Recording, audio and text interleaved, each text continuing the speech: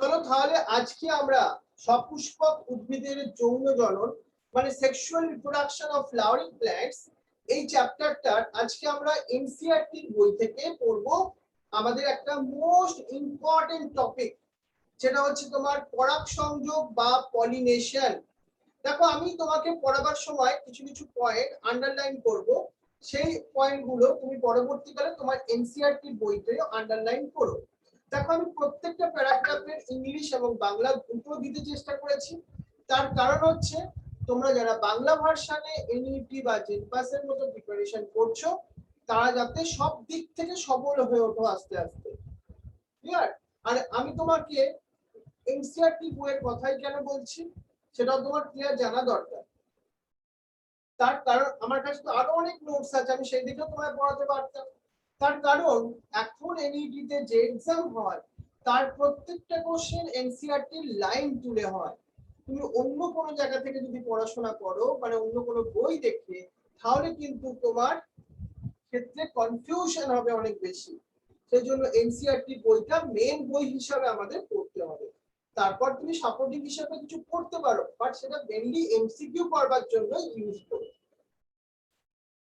আর তাহলে দেখো আজকে আমরা সপুষ্পক উদ্ভিদের যৌন জননে আমরা কি শিখব, সেটা হচ্ছে পরাগযোগ বা পরাগ সংযোগ বা পলিনেশন।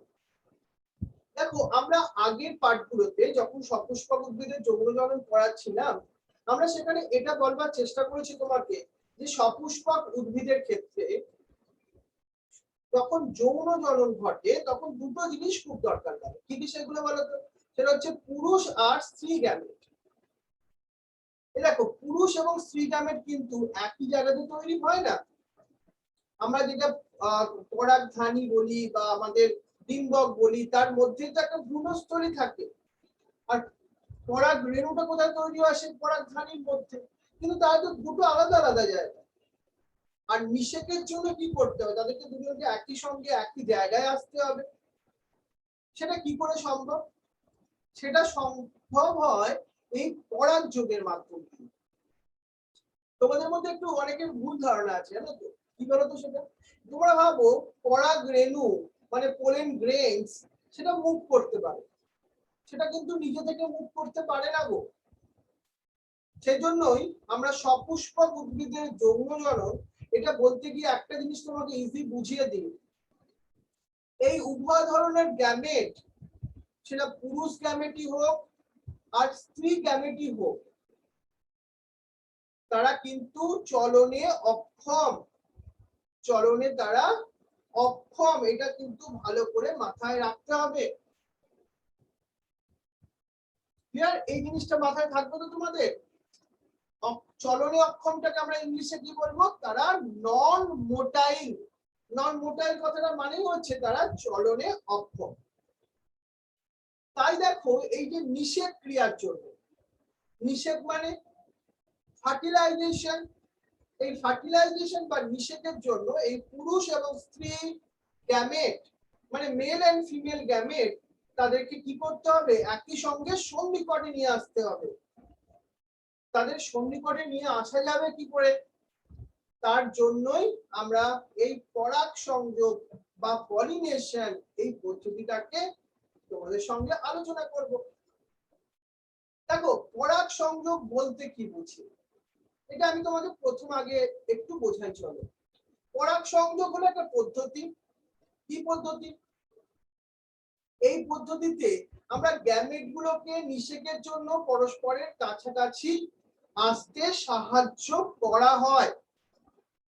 দেখো পুরুষ এবং স্ত্রী গ্যামেটকে পরাগ সংযোগের মাধ্যমে পুরোপুরি একসঙ্গে মিলিত করে দেওয়া হয় না, পুরোপুরি একসঙ্গে মিলিত করে দেওয়া হয় না। তাহলে কি করা হয়? ওদের কাছাকাছি আসতে সাহায্য করা হয়। তার কারণটা কি বলতো? আমরা সেই দেখেছিলাম এই যে সেই গর্ভমুণ্ড দেখেছিলাম না, এইভাবে গর্ভমুণ্ডের মধ্যে এইভাবে পোলেন গ্রেনস বা পরাগ রেণুটা পড়ে, তখনই তো একটা পোলেন টিউব তৈরি হয়। এই গর্ভমুণ্ডের মধ্যে কিন্তু নিষেক ক্রিয়া হয় না, হয় কোথায়? সেটা ভ্রূণস্থলীর মধ্যে। তাহলে আমরা পরাগ সংযোগের যদি সংজ্ঞা দেওয়ার চেষ্টা করি, আমরা কি বলবো? একটি গর্ভকেশরের গর্ভমুণ্ডে পরাগ রেণুর যে স্থানান্তরকরণ, সেটাকে আমরা পরাগ সংযোগ বলবো। অর্থাৎ তুমি এই ফ্লাওয়ারের মধ্যে দেখতে পাচ্ছ কি হচ্ছে, পরাগধানী আছে এখানে, পরাগধানী থেকে পরাগ রেণুটা নির্গত হয়ে যখন গর্ভকেশরের গর্ভমুণ্ডে গিয়ে পড়ে, গর্ভমুণ্ড মানে স্টিগমা, তার মধ্যে গিয়ে পড়ে, এটাকেই আমরা পরাগ সংযোগ বলছি। এবার দেখো, পরাগ সংযোগ তাহলে একটা গুরুত্বপূর্ণ ঘটনা। আর এই পরাগ সংযোগ করবার জন্য তুমি উদ্ভিদের মধ্যে না বিভিন্ন ধরনের অভিযোজনগত বৈশিষ্ট্য লক্ষ্য করবে, বিভিন্ন প্রকারের অভিযোজনগত বৈশিষ্ট্য। সুজয় একদম বুঝতে পারছো তো? শুভদীপ, তাহলে এই যে তোমার কি সেই আশ্চর্যজনক অভিযোজন, সেটাকে নিয়ে আমি তোমাদের সাথে ডিসকাস করবো এখন। আর উদ্ভিদের এই পরাগযোগ ঘটনার জন্য কি দরকার জানো তো? দরকার বাহ্যিক কিছু বাহক, অর্থাৎ পরাগ সংযোগের জন্য দরকার কিছু বাহক। আমরা এই ছবিটাতে পাশে এখানে দেখতে পাচ্ছি, এটা কি? একটা মৌমাছি। তাহলে এখানে মৌমাছিও কিন্তু একটা বাহক। তাহলে এবার চলো পরাগ সংযোগের বাহক গুলোকে নিয়ে তোমাদের সাথে আলোচনা করি। তবে বাহক সম্বন্ধে আলোচনা করবার আগে আমরা যদি একটু পরাগ যোগে বা পলিনেশনে বিভিন্ন প্রকারভেদটাকে নিয়ে আলোচনা করি, তাহলে একটু অনেকটা বুঝতে সুবিধা হয়। এবার হচ্ছে আমরা পরাগ যোগে শ্রেণী বিভাগটা করব কি করে, কিসের উপর ভিত্তি করে করব? সেটা হচ্ছে পরাগ রেণুর উৎসের উপর।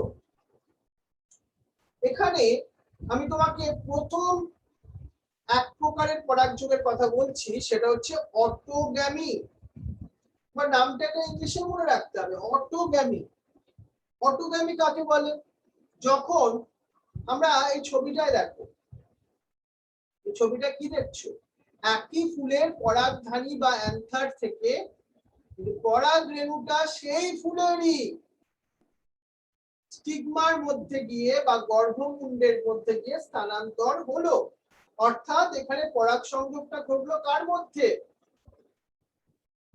সেম ফ্লাওয়ার, একই ফুলের মধ্যে। তাহলে একই ফুলের পরাগধানী থেকে পরাগ রেণু গর্ভমুণ্ডে স্থানান্তর ঘটলো, তাকে আমরা কি বললাম? অটোগ্যামি।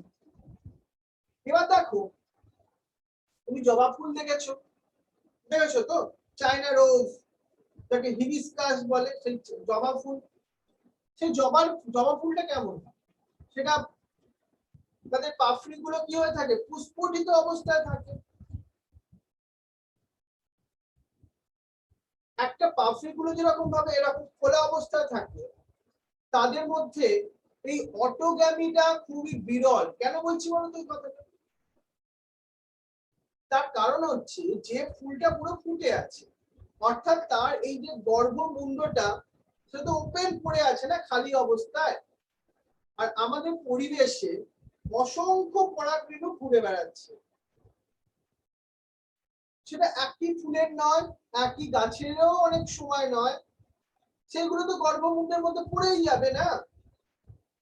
সেই জন্য আমরা কি বলছি, যেসব ফুলগুলো পুরোপুরি প্রস্ফুটিত অবস্থায় থাকে তাদের ক্ষেত্রে অটোগ্যামিটা সাধারণত খুবই বিরল। এইখানটা একটা কোশ্চেন আসার জায়গা আছে এমসিকিউ এ। তাহলে পুরো প্রস্ফুটিত যে ফুল, তাদের ক্ষেত্রে আমরা সাধারণত অটোগ্যামি দেখতে পাবো না। কেন? সেটা তোমাকে আমি বুঝিয়ে দিলাম। এবার দেখো, এই ধরনের ফুলে অটোগ্যামি ঘটানোর জন্য একটা কি দরকার? যেসব ফুলে অটোগ্যামি হয়, অটোগ্যামি মানে একই ফুলের মধ্যে পরাগ সংযোগ, সেখানে পরাগ রেণু তার নির্গমন এবার গর্ভমুণ্ডে পরাগরেণু গ্রহণের ক্ষমতার মধ্যে একটা সময়লতা থাকা দরকার। মানে কি, সাপোজ আমি তোমাকে মুখ দিয়ে কথা বলছি, আমার মুখটা সেম ভাবে নড়ছে, তো আমি যদি এইটাকে করে একটা ভিডিও রেকর্ডিং করে তোমাকে শোনাতাম, তাহলে কিন্তু দুটোর মধ্যে না এই তোমার সময় মতো দুটো একই সঙ্গে হতো না। ঠিক একই ভাবে যদি অটোগামী করতে হয়, পরাগরেণু নির্গমন আর গর্ভমুণ্ডটাকে পরিণত হতে হবে একই সঙ্গে, তখনই কিন্তু অটোগামী হওয়া সম্ভব। আর একটা কি থাকতে হবে, দেখো এটা হচ্ছে প্রধান বৈশিষ্ট্য। তোমাকে এমসিকিউটা কিরকম ভাবে আসবে, অটোগামী হওয়ার জন্য কি কি বৈশিষ্ট্য থাকা দরকার। তোমাকে একটা বৈশিষ্ট্য তোমাকে বললাম, পরাগরেণু বা পরাগধানী থেকে যে পরাগরেণু নির্গমন এবং গর্ভমুণ্ডের পরিণতি একই সময় করতে হবে।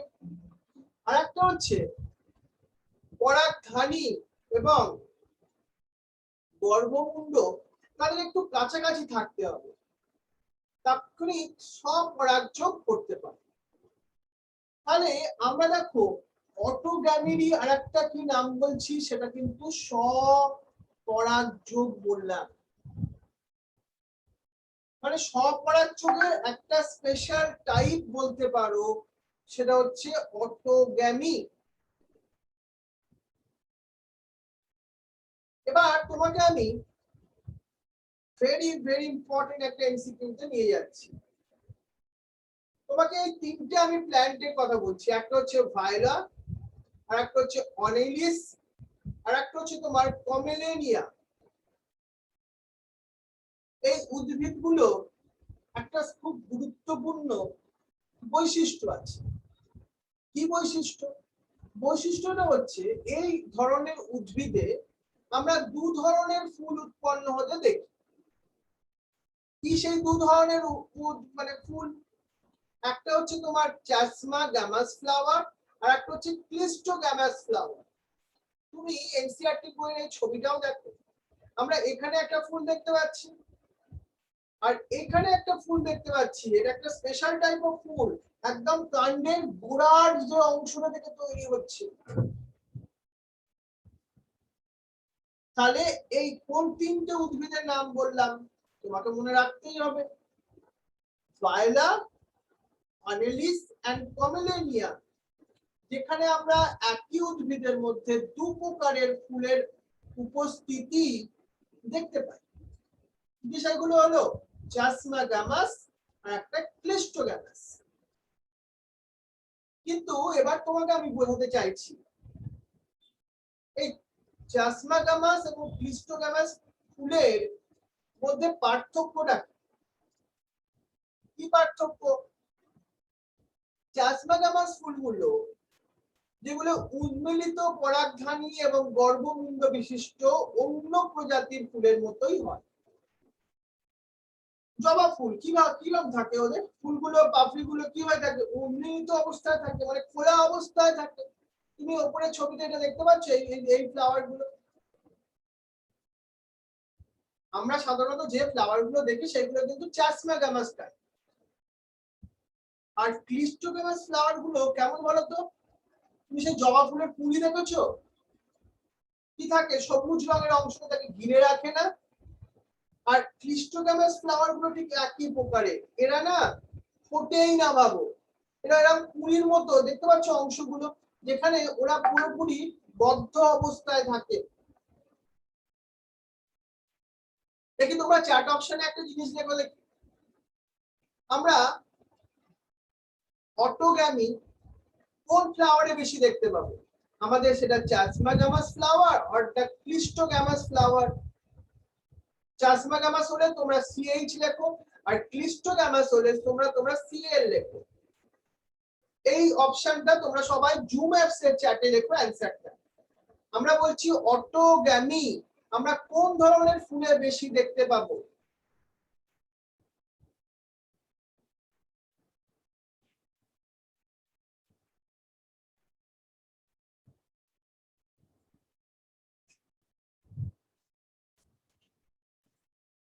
অ্যান্সারটা কিন্তু দুটো ধরনেরই আসছে, সিএইচও আসছে আর সিএলও আসছে।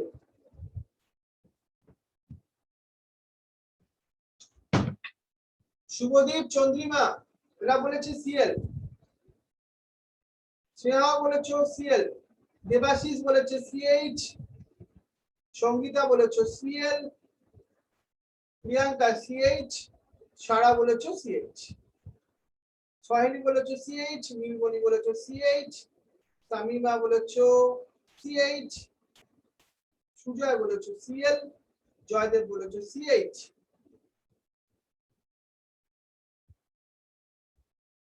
এবার আমি বোঝাই, আমরা একটু আগে কি বললাম দেখো, হিস্টোগ্যামাস ফ্লাওয়ার মানে কি বলতো, যারা এরকম বদ্ধ অবস্থায় থাকে। বদ্ধ অবস্থা থাকলে কি হয়, তাদের নিজের পরাগধানী থেকে পরাগরেণুটা গর্ভমুণ্ডের মধ্যে খুব ইজিলি ট্রান্সফার হতে পারে। বাইরের কোনো পরাগরেণু তার মধ্যে প্রবেশ করতে পারে না। সেই জন্য আমরা ক্লিস্টোগ্যামাস ফ্লাওয়ারে আমরা মূলত অটোগ্যামি প্রসেসটা দেখব। আমরা একটু আগে তোমাকে বুঝিয়েছিলাম যে ফুলগুলো প্রস্ফুটিত অবস্থায় থাকে সেখানে অটোগ্যামি হওয়া সাধারণত সম্ভব নয়। তাহলে চ্যাসমাগামাস ফ্লাওয়ার ঠিক একই ভাবে তো উদ্বেলিত অবস্থায় আছে, তার মধ্যে অটোগ্যামি হওয়া সম্ভব না। তাহলে আমাদের অ্যানসারটা কি হবে, ক্লিস্টোগ্যামাস হবে। যারা সিএইচ লিখেছিল বুঝতে পেরেছো তো? দেখো ভুল লেখাটা কোনো ব্যাপারই নয়, এখানে তোমাকে লেখাটা ইম্পর্টেন্ট। সবাই ইনপুটটা করো কিন্তু, হ্যাঁ সেটা কিন্তু ইম্পর্টেন্ট, কারণ আমরা এখন শিখছি, আমরা টেস্ট দিচ্ছি না। নেক্সট দেখো, আমরা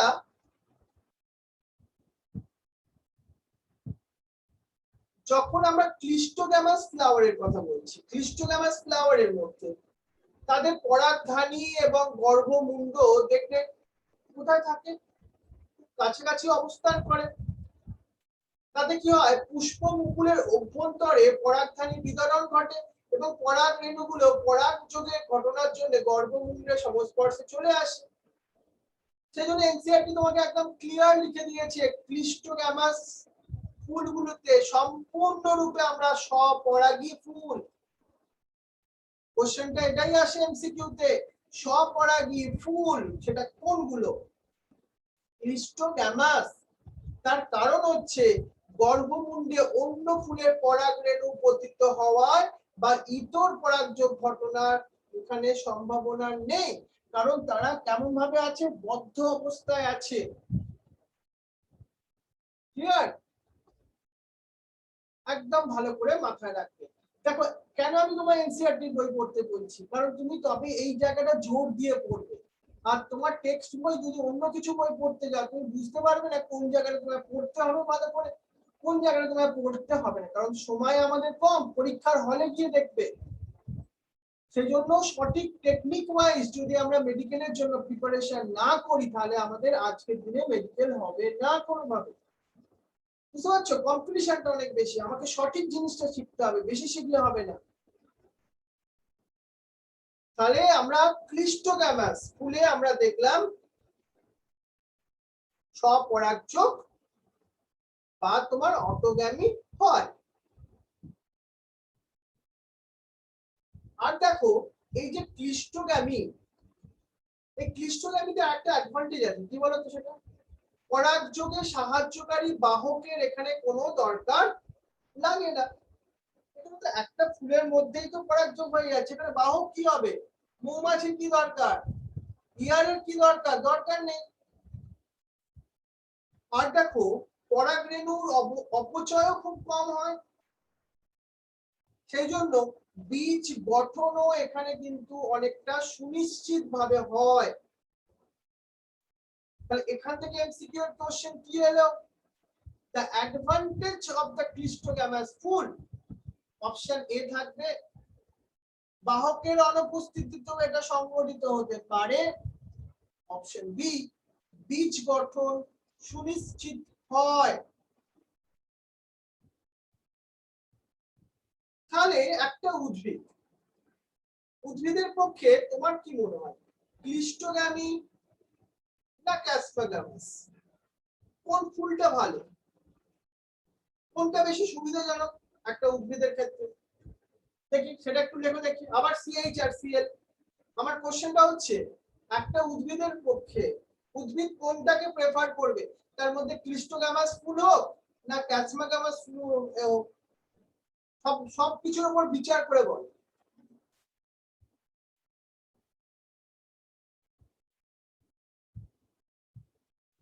এখনো পর্যন্ত শুভদীপ শামিমা দিয়েছো, সুজয় দিয়েছো, সুজয় সিএল দিয়েছো। আমি বলছি ব্রেনটাকে খুলে খুলে মানে কি, মানে চিন্তা করে বলো। Debashis, Soheli, right, very good. Sara, Sangeeta, Joydeb, very good. চলো তোমরা সবাই ইনপুটটা করছো, দ্যাট ইজ ভেরি ইম্পর্টেন্ট। মানে এটা আমাদের লাইভ ক্লাস, আমাদের এখানে ইনভলভ হতে হবে তোমাকে, শুধু আমার কথা শুনলে হবে না, তোমাকে অ্যাওয়ার্ড থাকতে হবে সব সময়। ক্লিয়ার? Very good Chandrima. চলো আমি এবার বোঝাই। একটা উদ্ভিদ কিন্তু সব সময় ক্লিস্টোগামিকে নয়, সব সময় ক্যাসমাগামাসকেই তোমার পছন্দ করে। কেন জানো? এই ক্লিস্টোগামাস হলে কোনো ভ্যারিয়েশন হয় না, অর্থাৎ ওরা তো সবসময় স্বপরাগযোগ হতে থাকে, এতে কোনো নতুন বৈশিষ্ট্যের উদ্ভিদ তৈরি হয় না। দেখো আমাদের পরিবেশ সবসময় চেঞ্জ হচ্ছে, পরিবর্তিত হচ্ছে।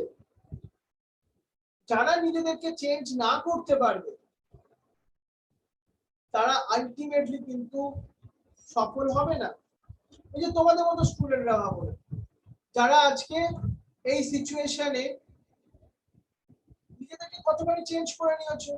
আজকে তোমরা অনলাইনে আমার কাছে কত দূরে স্টুডেন্ট, বাঁকুড়া, মুর্শিদাবাদ, মেদিনীপুর, বুঝতে পারছো, নর্থ চব্বিশ পরগনা, সাউথ চব্বিশ পরগনা, তোমরা আমার কাছ থেকে পড়ছো, জুম অ্যাপসে পার্সোনাল ক্লাস করছো।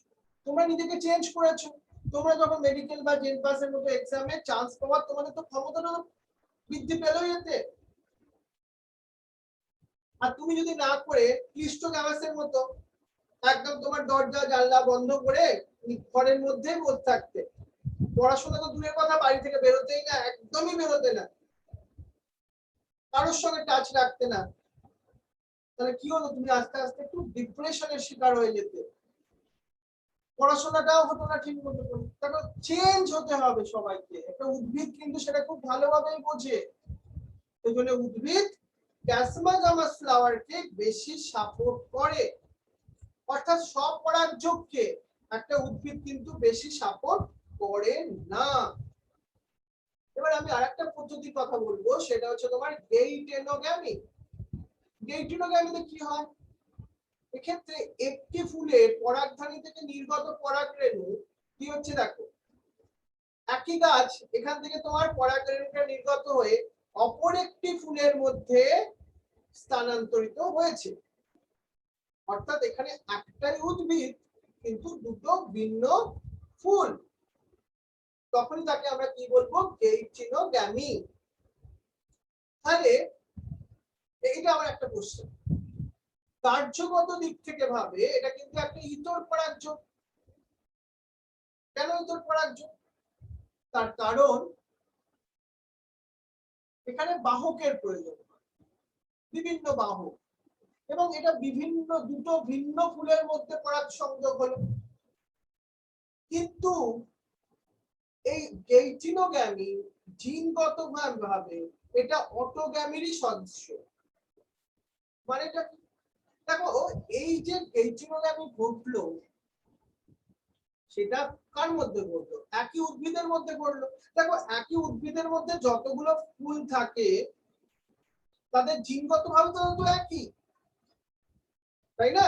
সেই জন্য গেইটেনোগ্যামির ক্ষেত্রে দুটো ভিন্ন যে ফুলের মধ্যে ঘটছে তাদের জিন তো সেমই।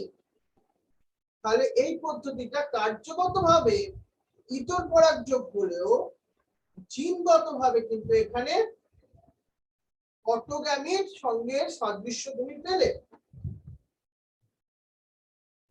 এইখানটা একটুখানি কোশ্চেন আসার জায়গা থাকলো আমাদের এই মিনিটের জন্য, একদম ভেরি ইম্পর্টেন্ট কোশ্চেন। ডেন্টিনোগ্যামিতে বাহকের প্রয়োজন হয়। এবার তোমাকে আমি বোঝাবো, সেটা হচ্ছে জেনোগ্যামি। জেনোগ্যামি মানে কি হবে? দেখো আমরা দুটো সেম প্রকৃতির গাছ দেখছি। এখানে একটা ফুল থেকে, ফুলের পরাগধানী থেকে পরাগ রেণুটা অন্য একটা উদ্ভিদের অন্য একটা ফুলের গর্ভমুণ্ডের মধ্যে স্থানান্তরিত হলো। এই পদ্ধতিটাকে আমরা কি বলছি? বলছি জেনোগ্যামি। তাহলে জেনোগ্যামিতে কি ঘটলো? পরাগধানী থেকে নির্গত পরাগরেণুগুলো ভিন্ন উদ্ভিদ, অর্থাৎ এখানে কিন্তু ভিন্ন উদ্ভিদ হলো গর্ভমুণ্ডে স্থানান্তরিত করলো। আর এই জেনোগ্যামির ক্ষেত্রে তুমি কি দেখবে? এখানে জিনগতভাবে ভিন্ন ধরনের পরাগরেণুগুলো পরাগযোগকালে গর্ভমুণ্ডে স্থানান্তরিত হয়। কারণ দুটো উদ্ভিদ সম প্রকৃতির হতে পারে, কিন্তু তাদের মধ্যে জেনেটিক্যাল ভ্যারিয়েশন তো আছে। আমরা যারা এখানে ক্লাস করছি সবাই মানুষ, কিন্তু আমাদের মধ্যে কি আছে? জিনগতভাবে প্রভেদ আছে।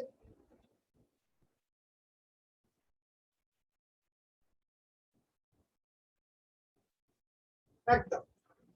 সুজয় লিখেছিল কি? হ্যাঁ, নিশ্চয়ই ভ্যারিয়েশন বা পরিবর্তনটা দেখো আমরা জেনোগ্যামির মধ্যে কিন্তু দেখতে পাবো। এখানে কিন্তু স্লাইডলি জেনেটিক্যাল ভ্যারিয়েশন আসে কিন্তু। তাহলে আমরা অটোগ্যামি, বেইজিনোগ্যামি এন্ড জেনোগ্যামির কথা বললাম। এবার তোমাকে আমি পরাগযোগের কিছু বাহকের কথা বলবো, মানে এজেন্টস অফ দ্য পলিনেশন। দেখো উদ্ভিদরা দু প্রকারের বাহককে ইউজ করে, একটা হচ্ছে অজীবজ বাহক আর একটা হচ্ছে জীবজ বাহক। অজীবজ বাহক কোনগুলো? সেটা হচ্ছে বায়ু, জল, এইগুলো। আর জীবজ বায়ু কোনগুলো? সেগুলো হচ্ছে প্রাণীগুলো সাধারণত। এবার একটা উদ্ভিদ জীবজ বাহক না অজীবজ বাহক, কোনটাকে বেশি প্রেফার করবে? দেখো একদম এনসিইআরটি তে ক্লিয়ার কাট লেখা আছে, বেশিরভাগ উদ্ভিদে পরাগযোগের জন্য জীবজ মাধ্যমগুলোকে ব্যবহার করে থাকে। এবার তোমার মধ্যে একটা কোশ্চেন হতে পারে, কেন জীবজ মাধ্যমগুলো? কেন কেন কেবলমাত্র খুব কম সংখ্যক উদ্ভিদে আমরা অজীবজ মাধ্যমগুলোর ব্যবহার দেখতে পাই? তার কারণটা প্রথম বলছি। দেখো অজীবজ দুটো বাহক কি কি? জল আর বায়ু। অর্থাৎ বায়ুর সাহায্যে যখন পরাগ সংযোগ হয়, বায়ু পরাগী, জলের মাধ্যমে হলো জল পরাগী। আমরা এই দুটো ক্ষেত্রে পরাগরেণুর গর্ভমুণ্ডে সংস্পর্শে আসাটা দৈবাৎ ঘটে, মানে সবসময় যে ঘটবে তা নয়। একটা পরাগরেণু হাওয়ায় ঘুরে বেড়াচ্ছে, সে ঘুরতে ঘুরতে যে গর্ভমুণ্ডে পড়বে সেটা তো দৈবাৎ ঘটনা, নাও ঘটতে পারে। তাহলে এই অনিশ্চয়তা সমূহ, এর ফলে কি হয়? পরাগরেণুর অনেক অপচয় হয়, ক্ষতি হয়। একটা এই ধরনের ফুলগুলো যারা বায়ু পরাগী আর জল পরাগী হয়, তুমি তাদের মধ্যে একটা গুরুত্বপূর্ণ বৈশিষ্ট্য দেখবে। পরাগযোগের জন্য ওদের যত সংখ্যক ডিম্বকের প্রয়োজন হয় তার তুলনায় অনেক বেশি পরাগরেণু উৎপন্ন হয়, অনেক বেশি। কারণ এই পদ্ধতিতে পরাগরেণুগুলো অনেক নষ্ট হয়, রাইট? এবার দেখো অজীবজ যে বাহকগুলো, মানে জল আর বায়ু, এদের সাহায্যে পরাগযোগগুলোর মধ্যে আমরা জল না বায়ু কোনটা বেশি দেখতে পাই? আমরা বায়ুর মাধ্যমে এটা কম্পারেটিভলি বেশি দেখতে পাই। বায়ুর মাধ্যমে যখন পরাগ সংযোগ ঘটে তখন আমরা কি দেখব? তখন কয়েকটা বৈশিষ্ট্য দেখব। পরাগ রেণুগুলোকে কি হতে হবে? হালকা হতে হবে, চটচটে হলে চলবে না, কারণ তবেই না তারা বায়ু প্রবাহের সঙ্গে সঙ্গে বাহিত হতে পারবে। আর এই যে বায়ুতে ভাসমান পরাগ রেণুগুলো, তাকে তো আবার সহজে ধরতে হবে।